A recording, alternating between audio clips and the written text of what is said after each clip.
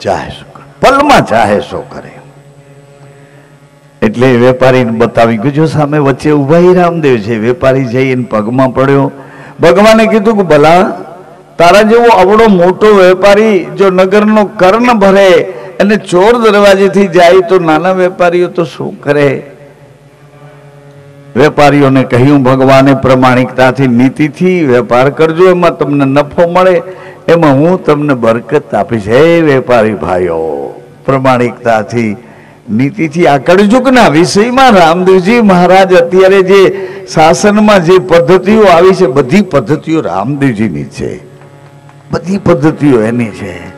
ઉપર બેઠેલા તમે ભાગી ન જાઓ, નીચે બેઠેલા છે એ તમારો પાયો છે, એ પાયા ઉપર તમારું મકાન બન્યું છે. આ માંગે છે એ શું છે? આ અત્યારે આ શું છે? શું માંગે?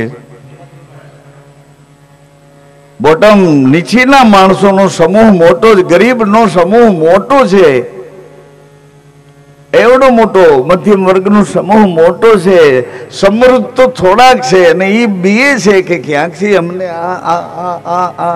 આ માટે મારી ન નાખે, અહીંથી કોઈ ઉપાડી ન જાય, અહીંથી કોઈ અત્યાચાર ન કરે, જેમ હોય તેમ. પણ વેપારીને સંદેશો મળ્યો, કારીગરોને સંદેશો મળે ને હવે ભગવાનની એક અદ્ભુત લીલા છે. એ ભગવાનના વિરોધીઓ તો છે એને જરા જોવા જેવા છે, પણ ભગવાનના આજે વિધિ અભ્યાસની તૈયારીઓના એક મુહૂર્તો આવ્યા છે. બાલીનાથ બાપજી પાસે જઈ અજમલજી મહારાજે રામદેવ ને બ્રહ્મદેવ બંને ભાઈઓના વિધિ અભ્યાસ માટે વિનંતી કરી કે અમને ભણવા માટે આપના ચરણોમાં જે ઘટતી હોય તમામ વિદ્યા ભણાવો, તમામ વિદ્યા ભણાવો. બાલીનાથ બાપજી તો ભગવાન રામદેવજીની પરીક્ષા લે છે કે ખરેખર અવતાર છે કે કોઈ કરામત કરે છે. વત્સા, એ જલપાત્ર પાછળ વાવડીમાં જઈને જલ ભરી આવો ને, જલ ભરી આવશો એમ કીધું. ભગવાન ગુરુજીની આંખનો પ્રેમ જોઈ અને વિચાર કરે છે કે ગુરુજી મારી પરીક્ષા લે છે. જઈને પાછળ ગયા, કૂવામાં પાણી તો છે પાતાળે હતો. ભગવાને કહ્યું એ જળ દેવતા મારા ગુરુની સેવામાં થોડું જળ જોઈએ છે, તમે ઉપર આવો કે હું અંદર આવું?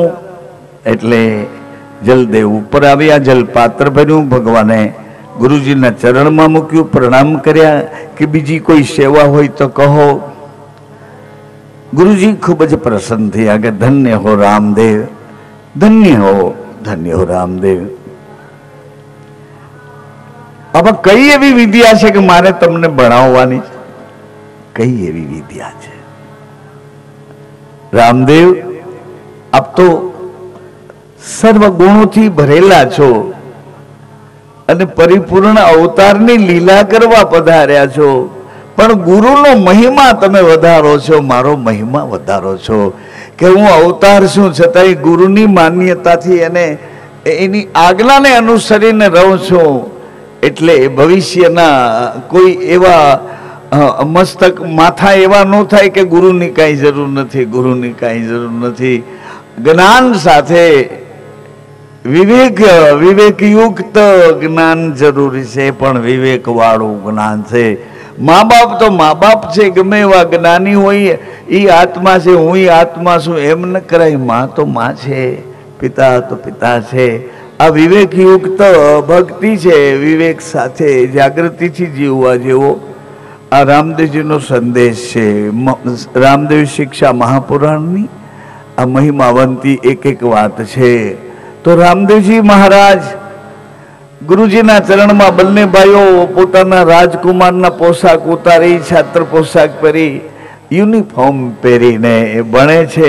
સમય જાતા મિનલદે માનક કહેવાથી અજમલજી મહારાજ આવ્યા છે કે ગુરુદેવ હવે તો રાણીવાસમાં બધા અકળાઈ ગયા છે, રાજભવનના સદસ્યો અકળાઈ ગયા છે, નગરના નગરજનો અકળાઈ ગયા છે. હજી જો રામદેવને ભણવાનું બાકી હોય તો હજી થોડો વિદ્યા અભ્યાસ ભલે કરે, પણ 2 દિવસની રજા આપો તો એને રાજભવન લઈ જાઉં. એટલે બાલીનાથ બાપજીએ કીધું કે મહારાજ રામદેવ ને બ્રહ્મદેવ બંને ભાઈઓનો વિદ્યા અભ્યાસ પૂરો થઈ ગયો છે, હવે ખુશીથી તેડી જાઓ. અરે હા ગુરુદેવ, એનો 16મા વર્ષનો જન્મદિવસ છે, એટલે આપ અનુમતિ આપો તો જન્મદિવસ રાજી ખુશીથી મનાવીએ. બાલીનાથ બાપજીએ કીધું ખુશીથી જન્મદિવસની વધાઈ ઉત્સવ કરો, અમે પણ આવશું. એ જન્મદિવસની વધાઈ કરવા અમે પણ આવશું. એટલે રામદેવજી બાપજીના ચરણમાં આશ્રમના વસ્ત્ર ઉતાર્યા અને રાજકુમારના વસ્ત્ર પહેર્યા છે અને ગુરુદેવને કહે છે, સાંભળો ને બહેનો, ગુરુને કહે છે કે આપે અમને વિદ્યા અલ્પકાળમાં ભણાવી દીધી, હવે અમારે આપની સેવા શું કરવી? ગુરુદેવ કહે, રામદેવ ધન્ય છે તમને, મારી વિદ્યાને ઉજ્જવળ કરજો, કોઈ જરૂર પડે એવા સમયે હું તમને યાદ પણ કરાવીશ. બંને રાજકુમારો બધા વિદ્યાર્થીઓને મળ્યા છે, બધા રાજી થયા. બધાની સ્નેહભીની આંખો વચ્ચેથી ભગવાન રથમાં આરૂઢ થયા. અજમલજી મહારાજ તપોવનમાંથી રાજમાર્ગ ઉપરથી રાજભવન સુધી અને બધા આનંદ અને ઉત્સવથી ભગવાનને મળ્યા છે. પ્રજાજનોએ ખૂબ ભાવભર્યું સ્વાગત કર્યું છે અને રામદેવજી મહારાજે પોતાના હૃદયના ભાવો પ્રજા તરફ પોતાની આંખોમાંથી, પોતાના ચહેરામાંથી, પોતાના હાથમાંથી વરસાવ્યા છે. અજમલજી મહારાજે જાહેર કર્યું કે 16મા વર્ષનો જન્મદિવસ ધામે ધૂમે ઉજવવાનો છે. આજ રામદેવજી મહારાજ એના જન્મદિવસની ખુશી છે, એટલે અજમલજી મહારાજની રાજ દરબાર કચેરીમાં દૂર દૂરથી મહેમાનો આવવા લાગ્યા. મહેમાનો એવા પ્રકારના છે, કોઈ કુટુંબીજનો છે, તોર વંશના છે, કોઈ એવા વિદ્વમાન પુરુષો છે, કોઈ સંતો છે, રામદેવજી મહારાજની માન્યતા વાળા કેટલા બધા એના ભક્તો છે, નગરવાસીઓ છે. નગરવાસીઓમાં અધિકારી વર્ગના, વેપારી વર્ગના ઇત્યાદિ શ્રેષ્ઠ ગણ બધો પોતપોતાના આસનો પર બેઠા છે. ગુરુજનો પણ સૌના આસન ઉપર બેઠા છે. ચારણ ભાટ કવિજનો બધા બિરદાવલીઓ કરે છે. એમાં એક કવિ આવે છે સમાચાર આપવા. સમાજનો સાચા બોલો ખબર પત્રી આવે છે.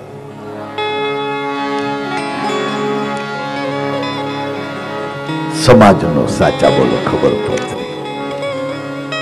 કારણ કે આ ભેરુ રાક્ષસોએ હવે તુર વંશના બાળકોને ઉપાડીને બલિ ચડાવવાને બદલે હવે તો આ ભેરુ રાક્ષસોએ પ્રજાના બાળકો ઉપાડવા માંડ્યા છે. એટલે સીમાડાઓમાંથી ખેડૂતો પોતાના વંશ, પોતાના બાળકોને બચાવવા માટે બધું પડતું મૂકીને ભાગ્યા છે.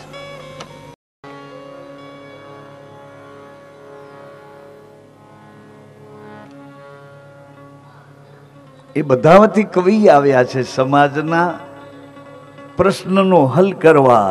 અજમલજી મહારાજને કહે છે આ બધા દુઃખી થઈને આવ્યા છે, એને રહેવાનો આશરો આપો, એના બાળકોને ભણવાની વ્યવસ્થા કરો, એના આરોગ્યનું જતન કરો, એના ભોજનની વ્યવસ્થા કરો.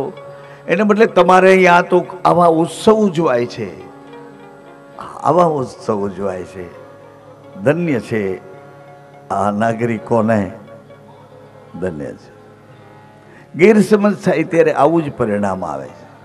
સમજમાંથી ગેરસમજ થાય એને એમ હશે ને કે આ કોઈ પ્રચાર કરવા માટે કથા લઈને આવ્યા હશે. ગેરસમજ ઊભી થાય ત્યારે આવી અથડામણો થાય. આપણા ઘરમાં આપણા પતિ પત્નીને કે ભાઈઓને કે બાપ દીકરાને ગેરસમજ થાય ત્યારે આવી પરિસ્થિતિ થાય. ન તમે મારું સાંભળો કે ન હું તમારું સાંભળું, એનું નામ ગેરસમજ છે. ગેરસમજ એને જોઈએ તો આપણી પાસેથી કંઈક જોઈએ છે ને, કંઈક આપણી પાસે માંગવો છે. જેમ હોય તેમ પણ ભગવાનના વિવાહ આજે થવાના છે. અમર રમસ દાદા આવ્યા છે, વિવાહની વિધિ કરવા જ આવ્યા છે. જાનવાળા પણ તૈયાર છે. ખાલી આપણને તો આવરણ એક હતું કે મંદિરે પૂજારી બાપુના દીકરાનું જે નિધન થયું, એટલે આજે ભગવાનના વિવાહનો અવસર એકદમ સાદાઈથી રાખવા નક્કી કર્યું હતું. અને બદલે આ જોરથી જે કંઈ વાગતું બોલતું એવું એની વચ્ચે આપણે જોરથી બોલીએ. મને નથી ગમતું, પણ શું પરિસ્થિતિને અનુકૂળ થવું પડે. અમને એ પરિસ્થિતિ સાધુના રૂપે સહન કરવાની થાય છે, એની સામે પ્રતિ સંઘર્ષ થતો નથી.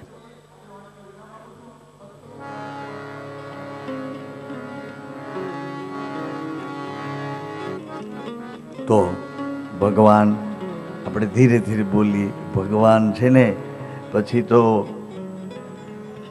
જન્મદિવસની ખુશાલીમાં પિતાજી પાસે ઊભા છે. એક બાજુ પ્રેમદેવજી છે, એક બાજુ રામદેવજી છે. અને કવિ કહે છે રાજાને, અજમલજી મહારાજને, કે ન્યાય આપો, તમારી આ પ્રજા છે એને ન્યાય આપો, એને બચવા માટે કંઈ આશરો માંગે છે. એટલે અજમલજી મહારાજ કહે છે કે વિરાજ, ભગવાન બધું સારું કરશે. વળી પાછું કે ભગવાન બધું સારું કરશે. અરે પણ ભગવાન કે દિવસે સારું કરશે? આમ તો જુઓ, બિચારા એના બાળકો લઈ લઈને ખેતીવાડી, ગાયો ભેંસો બધું એમ જ મૂકીને એનો વંશ બચાવવા માટે ભાગી નીકળ્યા છે. કવિરાજ, ભગવાન બધું સારું કરશે. એક જ વાક્ય અજમલજી બોલે છે, ભગવાન બધું સારું કરશે, ભગવાન બધું સારું કરશે. પછી રામદેવજી મહારાજ અકળાઈ ગયા છે કે આખી સભા અજમલજીને જોવે. અજમલજી તો એમ કે ભગવાન સારું કરશે. હવે બધાએ ભગવાનને જોવા માંડ્યા કે ભગવાન શું કરશે. એટલે રામદેવજી મહારાજ ઊભા થયા છે. ઊભા થયા, બધાને કહે, પ્રજાજનો સાંભળો, સાંભળો, સાંભળો.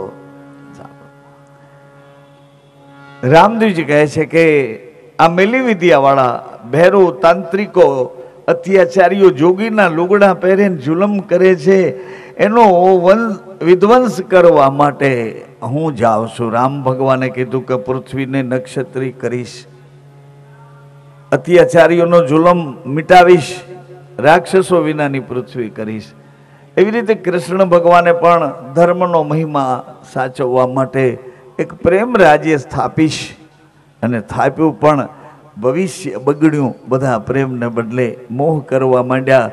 વગર મહેનતે જે સુખ આવ્યું ભોગવી ન શક્યા. સોનાની દ્વારિકામાં રહેવાનું જે હોય તે, પણ પરિસ્થિતિ એના કાબુમાં વિચારોથી ન રહી, વિચારોથી ન રહી. યાદવોના યુવાન છોકરાઓ ભેળા થઈ એક ઋષિની મસ્કરી કરે છે. પેટ ઉપર કપડાં વીંટી એને કહે છે કે આના પેટમાં બાળક છે, દીકરો છે કે દીકરી. આવી પરિસ્થિતિ, ઋષિઓ મુનિઓની પૂજા કરનાર જેનો વંશ, એટલે બદલે ઋષિ મુનિઓની મજાક મસ્કરી કરવાનું વિપરીત પરિણામ આવ્યું. જેમ હોય તેમ અત્યારે પણ આ ભેરુનો 70-80 હજારનો સ્ટાફ, ચારે બાજુ 4 મઠ છે, ઉત્તર, દક્ષિણ, પૂર્વ, પશ્ચિમ 4 મઠ છે.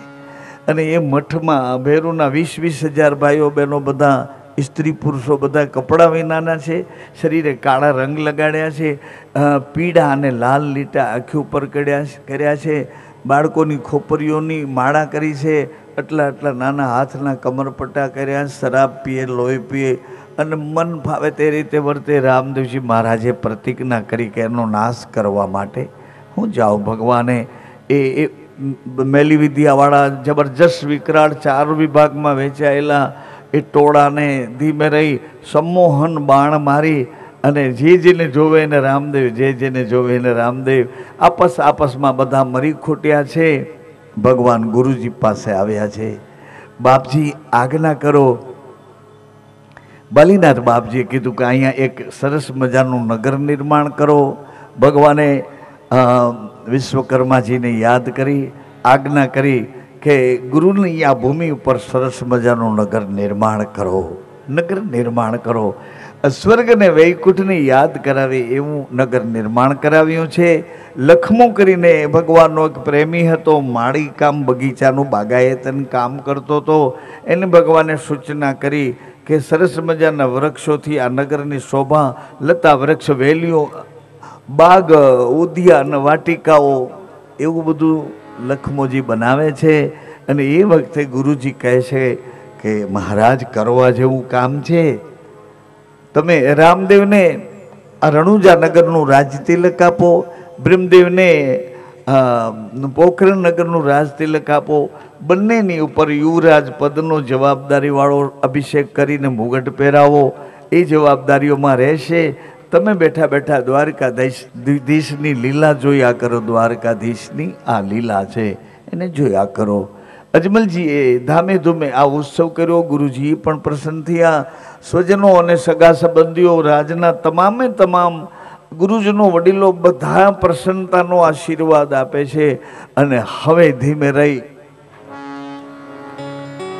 આ લીલામાં મિનરદે માતાએ રામદેવજીને યાદ કર્યા છે. વિરોધીઓને પછી જોશું, એ તો હોય તે. રામદેવજીના વિરોધી હતા એને પછી બીજા પીર લોકો આવે છે એને પછી આપણે જોઈએ. પણ પહેલાં મિનરદે માને શું થાય છે એ આપણે જોઈએ. મિનરદે માં ભગવાન રામદેવને યાદ કર્યા. ભગવાન દોડે આવ્યા. મા મને યાદ કર્યો. હા ભાઈ હુકમ કરો ને માં. એટલે મિનરદે માતાએ કીધું, રામદેવ મને ગઈ રાતે સપનું આવ્યું હતું અને સપનામાં મેં તમારા હાથે મીંઢોળ બાંધેલો જોયો હતો. ભગવાન સમજી ગયા. એણે કહ્યું, માં હું તમારા અવતારનું કાર્ય કરવા આવ્યો છું. આવા કોઈ સંસારિકતાના સુખો કે પ્રતિષ્ઠા, મોટાઈ, સંપદા કે આવા ભોગો ભોગવવા નથી આવ્યો માં. પણ માં મેં તને વચન આપ્યું છે ને, તું જેમ કહીશ તેમ કરીશ, જેમ કહીશ તેમ કરીશ. એટલે ભલે માં તારા મનોરથ પૂરા થાય. આ બાજુ નેત્રદેવને સપનું આવ્યું અને સપનામાં એને પણ રામદેવજીની અનન્ય ભક્તિ તો કરે છે પણ એને ભગવાનના દર્શન થાય છે. થતા થતાં આજ સપનું આવ્યું એમાં એનો હથેવાળો મતલબ એના વિવાહ થયા છે. હાથ ભગવાનને સોંપ્યો છે. માતા પિતાએ ધામે ધૂમે લગ્ન વિવાહ કર્યા છે. આવું સપનું આવ્યું નેત્રાદેને. એટલે એણે માને કીધું કે માં મારા પિતાને કે ને મને આવું સપનું આવ્યું. મોડી મોડી રાતે માં મને એવું સપનું, મોડી મોડી રાતે માં મને એવું સપનું આવ્યું. માં મને એવું સપનું, મને એવું સપનું એવું સપનું આવ્યું. મને એવું એવું સપનું આવ્યું. મને એવું સોનું આવ્યું. મોડી રે મધરાતે માં મને એવું સપનું, મોડી રે મધરાતે માં મને એવું સપનું આવ્યું.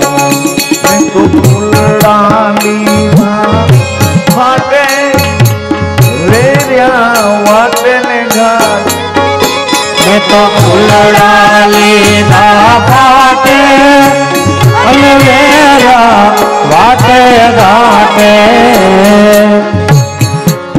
એ મારા રામાધણી ના માટે માં મને એવું સપનું, મારા રામાધણીના માટે માં મને એવું સપનું આવ્યું. માં મને એવું સપનું, માં મને એવું સપનું આવ્યું.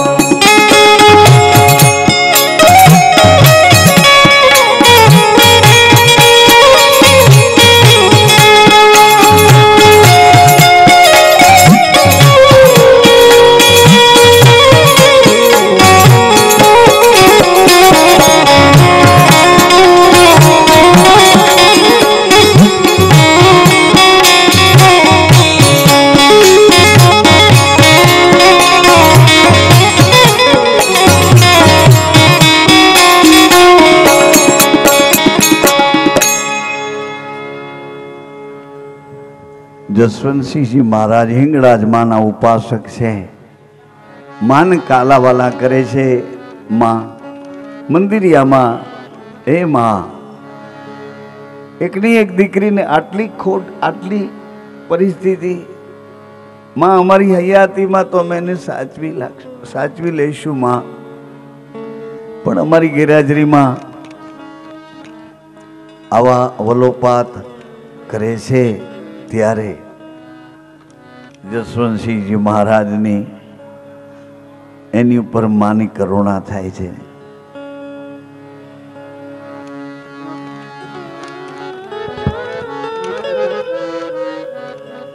હે જગજનની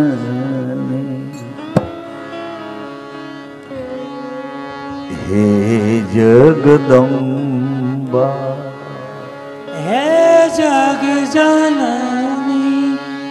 હે જગદંબા હે જગજનની હે જગદંબા હે જગજનની હે જગદંબા માત ભુવાની તારે શરણે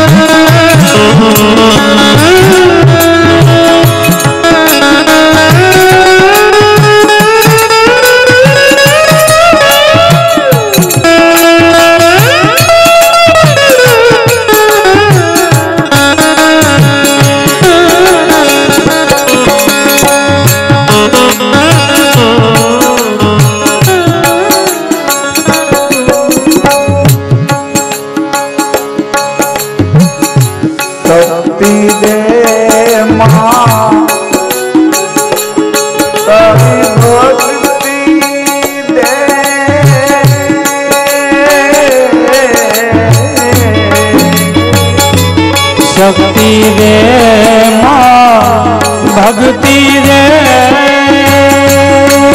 नाना दुख सहवा दुनिया ना दुख सहवा दे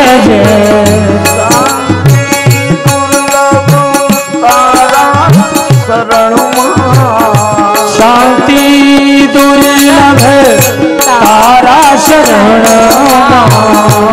मामने तारे छोड़े गए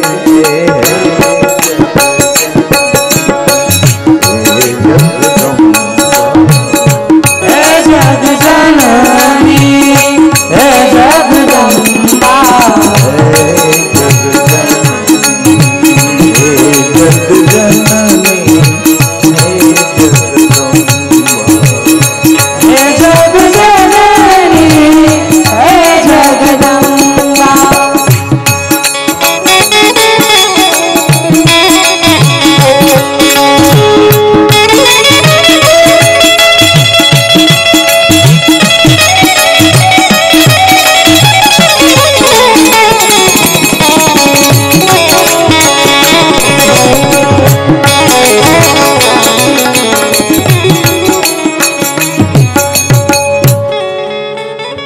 મંદિરમાં આકાશવાણી થઈ, મહારાજ તમારી નેત્રાની ચિંતા ન કરો, એ તો સાક્ષાત જગદંબા અવતાર લઈ તમારા ઘેર આવ્યા છે. મહારાજ રામદેવજીની અનન્ય ભક્તિ કરે છે.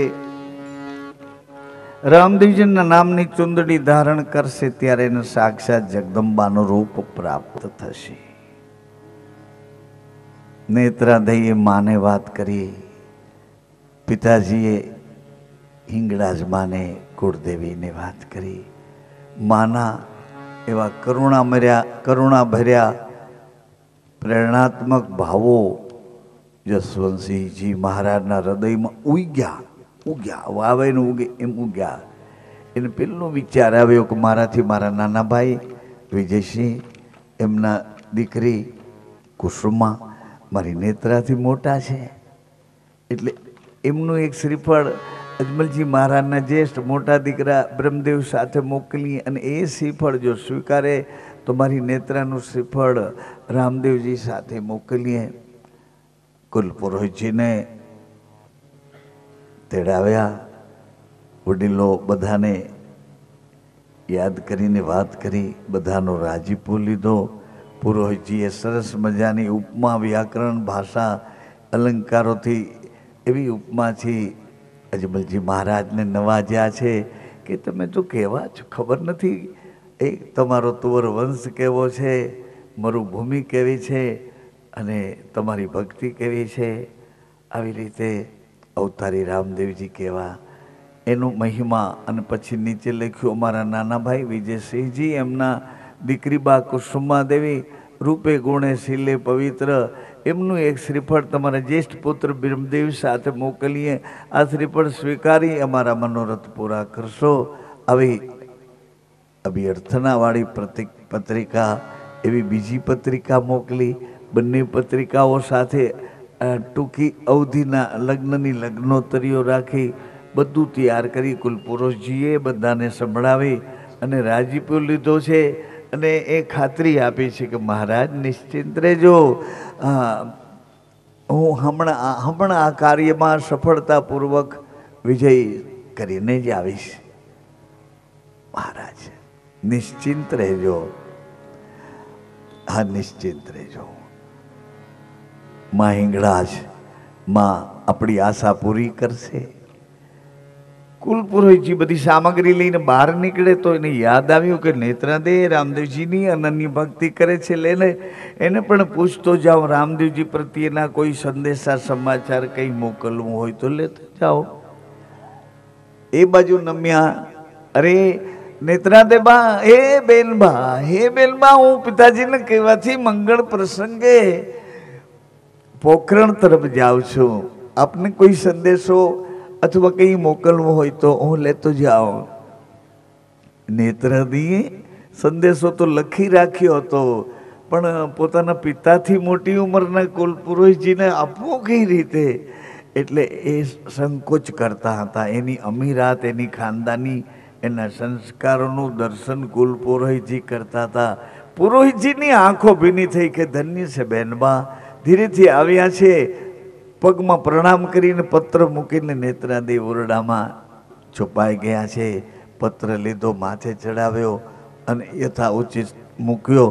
અને પછી ધીમે રહીને, એને ખબર નહોતી કે પેલા રણુજ આવશે, રામદેવજીનું આસન પહેલાં આવશે, પછી પોખરણ આવશે.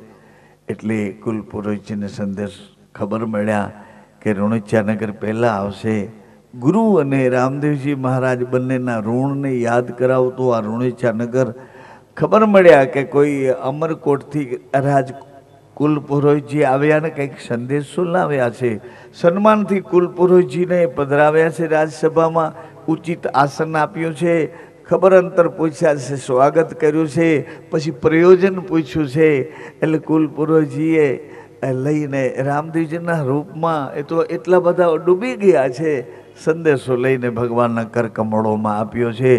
રામદેવજી મહારાજે પત્ર ખોલ્યો તો સામે નેત્રાદેવની છબી પત્રમાં છે, પણ એની આંખમાંથી બે આંસુના મોતી જેવા બિંદુ પણ છે. એ મોતી જેવા આંખના બિંદુ એ પ્રાર્થના કરે છે ભગવાનને કે મને તમારી પાસે આવવું છે, પણ હું કેવી રીતે આવું? મારા પગ કામ કરતા નથી,